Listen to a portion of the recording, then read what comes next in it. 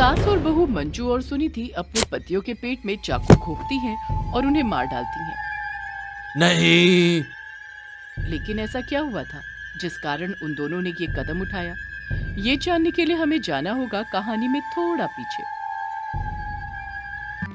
ये कहानी रोमा की है, जो एक बहुत ही सुंदर लड़की होती है, लेकिन उसके माता पिता की मृत्यु के बाद उसे कहीं काम नहीं मिलता और एक दिन उसे कुछ गुंडे जबरदस्ती कोठे पर ले जाते हैं और वो एक वेश्या बन जाती है। आए रोमा रानी, चल चल, तेरे लिए कस्टमरों की लाइन लगेली है। जल्दी से मेकअप थोप और उन सबको खुश कर। याद रहे, कल से ज्यादा कमाई होनी चाहिए आज, समझी? ठीक है मालकिन। रोमा की आंखों में आंसू थे। वो ये सब अपनी मर्जी से नहीं बल्कि मजबूरी में कर रही थी। एक दिन रोमा से मिलने दो अमीर बाप बेटे आते हैं, जो उसे अपने साथ लॉन्ग ड्राइव पर ले जाते हैं। उन दोनों के नाम केशव और ललित होते हैं। वो शराबी क्या शराबी, दिल में जिसके गम न हो, लुट गया समझो शराबी, पास जिसके हम न हो। ओ साकी साकी साकी, पास आ रह न जाए कोई ख्वाहिश बाकी। सारा जमाना हसीनों का दीवाना, हसीनों का दीवाना। जमाना कहे फिर क्यों, बुरा है दिल लगाना, बुरा है दिल लगाना। ललित बेटा, आज इस रापचिक माल को तो हम पूरी तरह वसूलेंगे। हाँ पापा, आज मैं भी अपनी सारी आग बुझाऊंगा। केशव और ललित दोनों रोमा के साथ कार में ही अश्लील हरकतें करने लगते हैं। केशव गाड़ी चलाता है और ललित पीछे की सीट पर रोमा के साथ जबरदस्ती कर रहा होता है। तभी अचानक से चलती गाड़ी में कार का दरवाजा खुल जाता है और रोमा रास्ते पर गिर जाती है। केशव और ललित दोनों बाप बेटे गाड़ी रोक लेते हैं और वो दोनों पीछे जाकर रोमा को देखते हैं। रोमा का शरीर खून से लथपथ हो चुका था और उसकी सांसें अभी भी चल रही थी। मुझे बचा लो प्लीज। रोमा उस हालत में भी उन दोनों के सामने अपने हाथ जोड़ती है। क्या करे पापा, ये तो बहुत बड़ा कांड हो गया। किसने कहा था तुम्हें इतने पागल होने के लिए कि दरवाजा एक खुल जाए? अब अगर हमने इसे यहाँ जिंदा छोड़ा तो पोस्टमार्टम वगैरह के जरिए हम पकड़े जाएंगे। एक काम करते हैं, इसे पूरी तरह मार देते हैं और जंगल में फेंक देते हैं। हाँ, ये ठीक है पापा। केशव और ललित दोनों मिलकर बेचारी बेकसूर रोमा को जान से मार देते हैं और उसकी बॉडी को जंगल में फेंक देते हैं। लेकिन अमावस्या की रात को रोमा चुड़ैल बनकर वापस आती है और वो केशव और ललित की बीवियां मंजू और सुनीति को पकड़ती है और अपनी गुफा में बंदी बना देती है। हाय दैया, हमें छोड़ दो चुड़ैल, हमने तुम्हारा क्या बिगाड़ा है? हाँ चुड़ैल, हमें बख्श दो, हम बेकसूर हैं, मासूम हैं। नहीं, तुम दोनों को पता नहीं कि मैं कौन हूँ। मैं एक वेश्या चुड़ैल हूँ और तुम दोनों के पतियों की हवस के कारण मैं मर गई। तुम दोनों के बेशर्म और निर्लज्ज पति मेरे कातिल हैं। क्या? रोमा चुड़ैल मंजू और सुनीति दोनों सास बहू को सारी कहानी बताती है, जिसके बाद मंजू और सुनीति को बहुत बुरा लगता है। कुत्ता कमीना, मेरा लुक्खा पति, इसका मतलब हम दोनों के पति बाहर अय्याशी करते हैं। हम दोनों के पतियों ने रोमा की जान लेने के साथ साथ हमें भी जीवन का सबसे बड़ा धोखा दिया है। मंजू, सुनीति, मुझे वो शक्ति प्राप्त नहीं हुई है जिसके चलते मैं अपने कातिल को मार सकूं।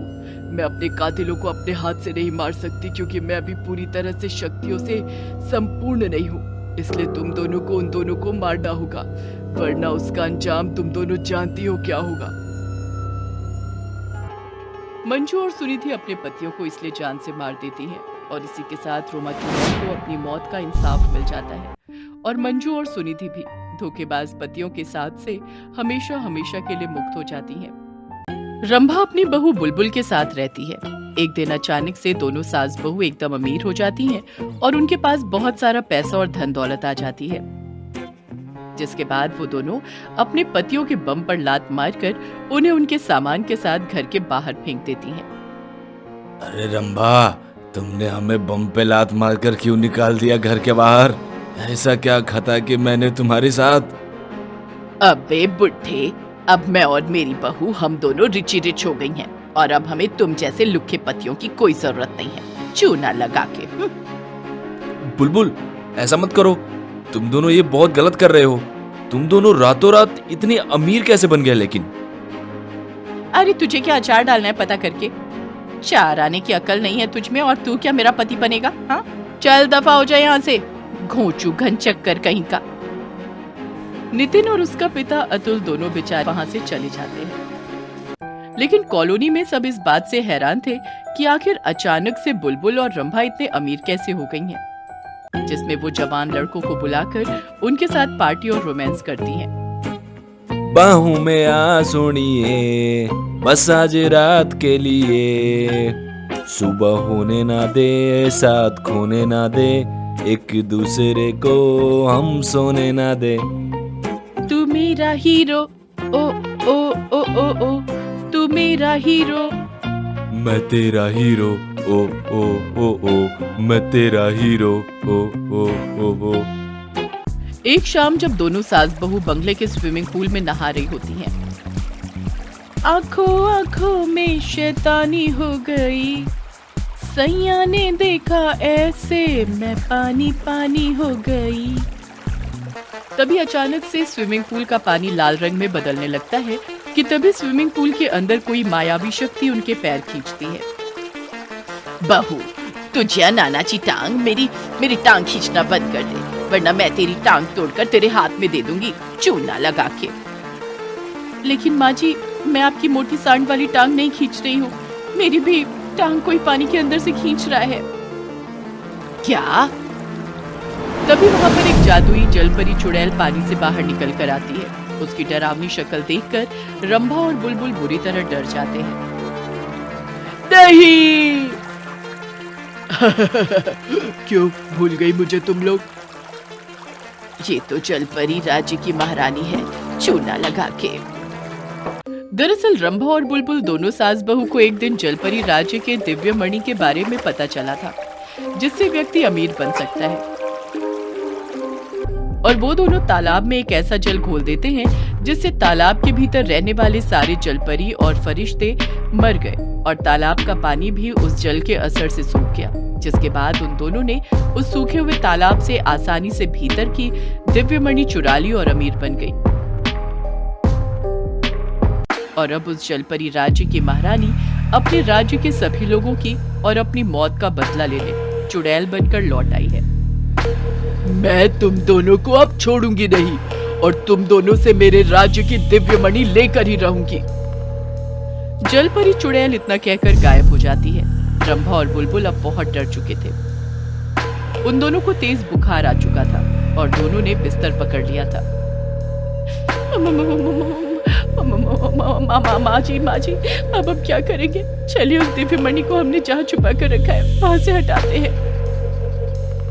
लेकिन उसके लिए शरीर में ताकत तो होनी चाहिए ना। यहाँ बुखार के मारे शरीर में एक कौड़ी की ताकत नहीं बची है।